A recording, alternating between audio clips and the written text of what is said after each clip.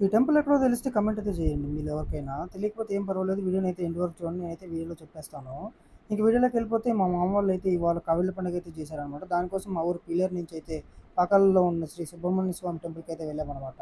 So, ముందుగా అయితే ఇలా కావెళ్ళన్నిటిని నీట్‌గా కడుక్కున్నారు. ఆ తర్వాతయితే అక్కడ పెట్టి పూజించారనమాట. ఇక్కడైతే పుట్ట కూడా ఉంది. పూలేసి పూజించిన తర్వాతయితే ఇంక పైకెక్కడం స్టార్ట్ చేశాము. చూస్తున్నారు కదా! వీడియోలో కనిపిస్తున్న వాళ్ళైతే వీళ్ళిద్దరూ వచ్చేసి మా అక్క కొడుకులనమాట. వాళ్ళిద్దరైతే కావెళ్ళు ఎత్తుకొని పైకెళ్తున్నారు. సో, వాళ్ళతో పాటు మేము గూడా ఎళ్ళామనమాట. అందరం కలిపి పైకెక్కుతున్నాం ఇలా.